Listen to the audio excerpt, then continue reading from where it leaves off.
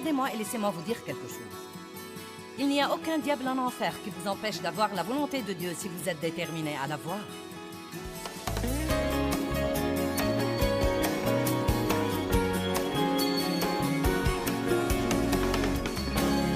Combien d'entre vous comprennent l'importance d'avoir une attitude agressive? Levez-vous le matin et ne laissez pas la journée vous contrôler. Contrôlez-la vous-même.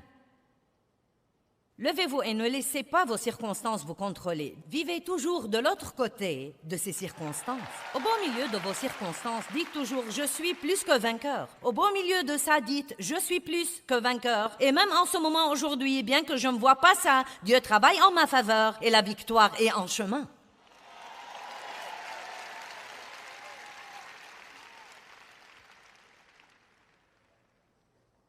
Vous devriez être un super-héros spirituel. J'aime ça. Le monde a désespérément besoin de bons exemples. Mon mari a été un héros pour moi. J'ai observé sa paix, j'ai observé sa joie, et plus que toute autre chose, j'ai observé sa stabilité. Le seul fait d'être stable amène les gens à vous admirer et à vouloir ce que vous avez, parce que nous n'avons pas beaucoup de stabilité dans le monde aujourd'hui. Nous avons ces hauts et bas un peu partout, et tout est dysfonctionnel et bizarre au maximum. Mais Jésus est le même hier, aujourd'hui et éternellement, et il veut que nous ayons la stabilité dans nos vies. Romains 8, 31. Si Dieu est pour nous, qui peut être contre nous? Si Dieu est de notre côté, qui craindrons-nous? Qui peut être notre adversaire si Dieu est de notre côté? Qui croit que Dieu est avec lui et qu'il est de son côté?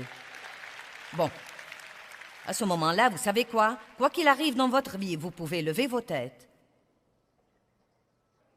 et dire « Je ne sais pas ce que fait Dieu, mais je sais vraiment que Dieu s'occupera de moi. » Et vous devez verbaliser votre foi en Dieu. « Dieu, je te fais confiance, je te crois. » Ne parlez pas de vos soucis et à quel point tout est terrible. Parlez de ce que fait Dieu. Parlons de ce que fait Dieu beaucoup plus que nous ne parlons de ce que fait le diable. Pouvons-nous faire ça?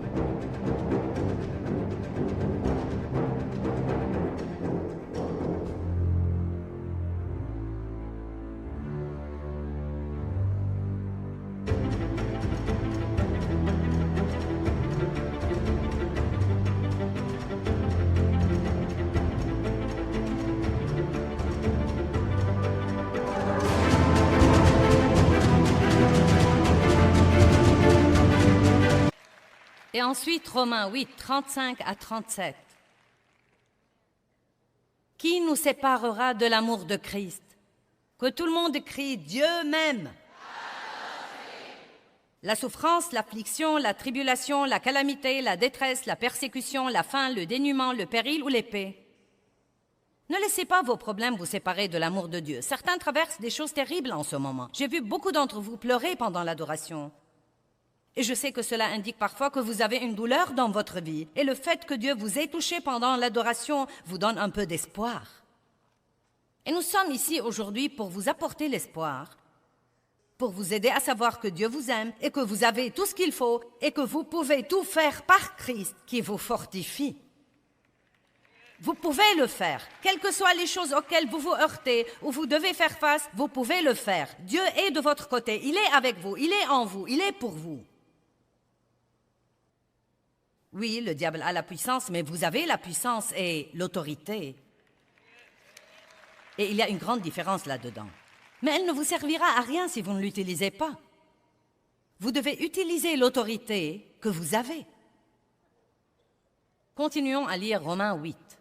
Selon qu'il est écrit, « Pour l'amour de toi, nous sommes mis à mort tous les jours, nous avons été estimées et considérées comme des brebis de tuerie. Cela veut dire que parfois les circonstances dans notre vie sont si mauvaises que les autres personnes qui nous regardent pourraient penser « tu as l'air d'une brebis en route pour l'abattoir ». Mais regardons le verset d'après. « Mais au milieu de toutes ces choses, nous sommes plus que vainqueurs. » Au beau milieu de vos problèmes, vous avez un problème aujourd'hui, vous devez dire de votre bouche, « Eh bien, je suis plus que vainqueur. » Je suis plus que vainqueur. Vous savez ce que veut dire être plus que vainqueur? Cela veut dire que Jésus a remporté la victoire et que vous en bénéficiez. Vous savez ce que veut dire être plus que vainqueur? Cela veut dire qu'avant même que votre problème ne commence, vous savez déjà que vous aurez la victoire quand ce sera fini. Nous pouvons vivre avec ce genre de confiance. Quel que soit ce qui vient contre nous, à la fin, toutes choses travaillent ensemble pour le bien de ceux qui aiment Dieu et sont appelés selon son dessein. Oui, oui, oui, oui, oui. Quelqu'un m'a dit, il y a 2 jours,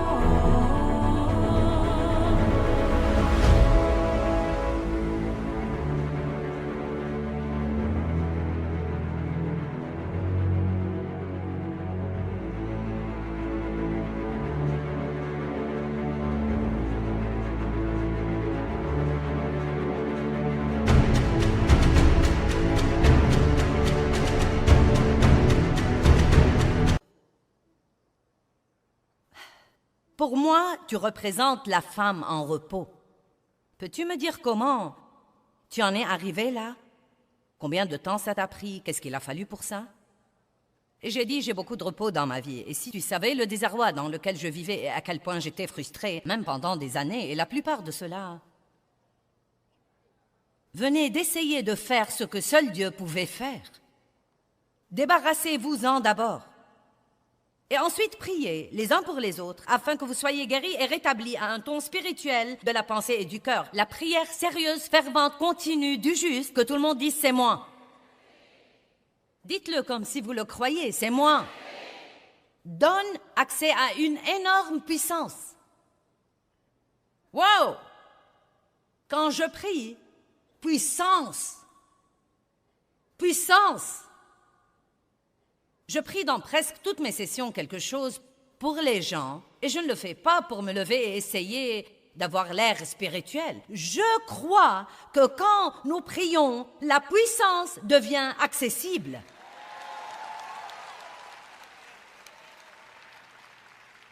Vous vous levez le matin, vous dites, Dieu, je te demande de me protéger aujourd'hui, de protéger ma famille.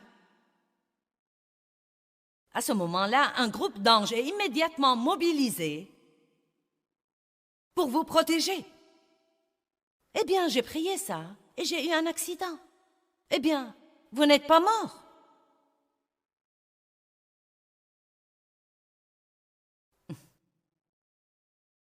Ne pensez pas à ce qui est vraiment arrivé, pensez à ce qui aurait pu arriver et qui n'est pas arrivé. Dieu est de votre côté. Il est le chef de l'équipe de super-héros. On a ces films de temps en temps où tous les super-héros se réunissent. Et c'est comme ça que nous devons être. Les super-héros baptistes, les super-héros presbytériens, les super-héros luthériens, les super-héros charismatiques. Nous pourrions tous porter des costumes différents. Mais nous devons combattre ensemble, Jésus étant le commandant de l'armée. Et nous devons faire savoir à l'ennemi qu'il ne pourra pas provoquer...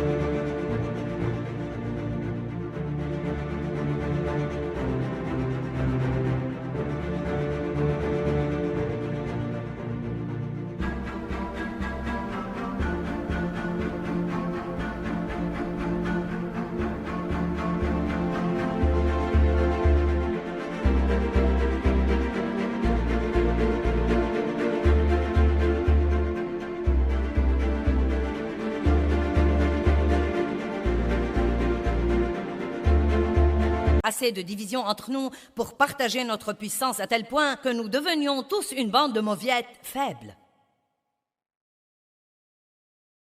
Amen. Alléluia. Je vais vous raconter une petite plaisanterie baptiste pendant que je suis ici.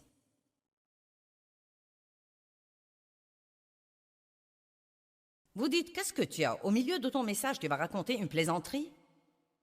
C'est en fait à propos d'un chien baptiste. Toujours soucieux de leur assemblée, le pasteur Baptiste et sa femme ont décidé d'acheter un nouveau chien et ils savaient que le chien devait être Baptiste. Ils ont visité plusieurs chenilles et expliqué leurs besoins et finalement ils ont trouvé un chenil dont le propriétaire leur a assuré qu'il a le bon chien. Le propriétaire leur a présenté le chien et il a dit au chien « Va chercher la Bible ». Le chien a bondi vers l'étagère à livres, a scruté les livres, a localisé la Bible et l'a apportée. « Trouve-moi maintenant le psaume 23 » a-t-il dit au chien.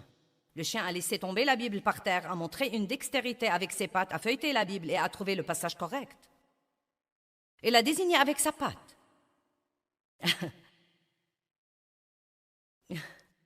Le couple a été si impressionné qu'ils ont acheté le chien. Ce soir-là, un groupe de membres d'église leur a rendu visite. Le pasteur et sa femme ont commencé à exhiber leur nouveau chien Baptiste et à lui demander de localiser plusieurs versets. Les visiteurs ont été impressionnés et un homme a dit « Ton chien peut faire des trucs réguliers aussi ?» Il a dit « Je n'ai pas essayé ça, essayons maintenant. » Donc le pasteur a montré son chien du doigt et il a dit « Au pied !» Le chien a bondi sur une chaise, a mis une patte sur le front du pasteur et a commencé à hurler « Ouh !»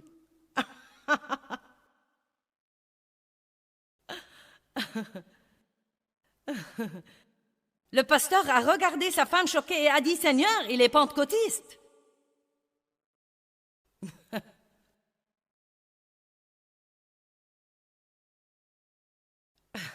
Ouh, alléluia!